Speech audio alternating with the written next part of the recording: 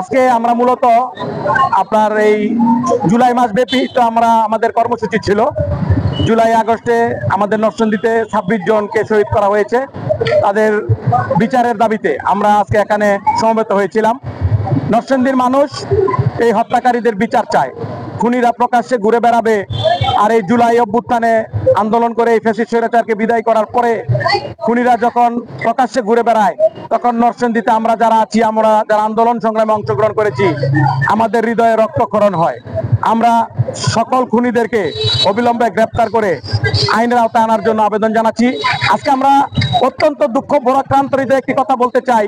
নরসিংদীতে এনসিপির একটি পথসভা হয়েছে, তাদের পথসভায় আমরা দেখলাম যে আওয়ামী লীগের যারা পদ পদবীওয়ালা নেতৃবৃন্দ তারা তাদের মঞ্চে ছিল। আজকে নরসিংদীতে আমরা যারা আওয়ামী লীগের পদ নিয়ে, যেমন 1 নং ওয়ার্ড আওয়ামী লীগের সাধারণ সম্পাদক, শহর আওয়ামী লীগের লিডার স্বপনকে আমরা মঞ্চে দেখেছি, আমরা ছাত্রলীগের অনেককেই মঞ্চে দেখেছি, আমরা আজকে জামাতে ইসলামের অনেককেই মঞ্চে দেখেছি, প্রোগ্রামে দেখেছি, আজকে চরমনায়ের অনেককেই আমরা প্রোগ্রামে দেখেছি। আসলে তাহলে তারা চাচ্ছেটা কি? তারা কি এই দেশের নির্বাচনটাকে বানচাল করার ষড়যন্ত্র করছে? আমরা সকল চক্রান্ত এবং ষড়যন্ত্রের দাঁত ভাঙ্গা জবাব দেওয়ার জন্য তারেক রহমানের নেতৃত্বে ইনশাল্লাহ সর্বদাই প্রস্তুত ছিলাম, প্রস্তুত আছি। আগামী দিনে একটি সুন্দর এবং গণতান্ত্রিক নির্বাচন হবে। নির্বাচিত সরকার রাতে ক্ষমতা হস্তান্তর করে একটি নির্বাচিত সরকারের মাধ্যমে দেশ পরিচালিত হবে। দেশের জনগণ অধীর আগ্রহে অপেক্ষা করছে। ধন্যবাদ সবাইকে।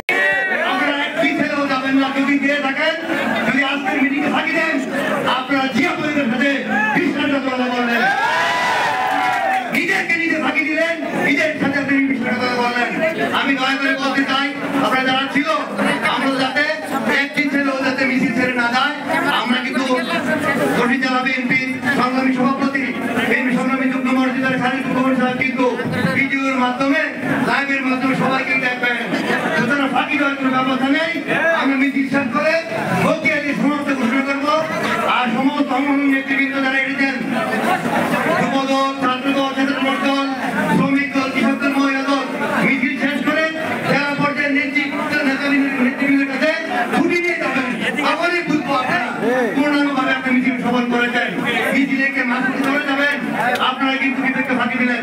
সবাইকে আবারও বর্ষি জেলা যুবদল, স্বেচ্ছাসেবক দল, ছাত্রদল, কৃষক দল, শ্রমিক দল, মহিলা দলের পক্ষ থেকে সবাইকে, সংগঠনের পক্ষ থেকে আপনাদেরকে আন্তরিক ধন্যবাদ, মুবারকবাদ, কৃতজ্ঞতা প্রকাশ করে আজকের এই সভা এখানে সমাপ্ত ঘোষণা করা হলো।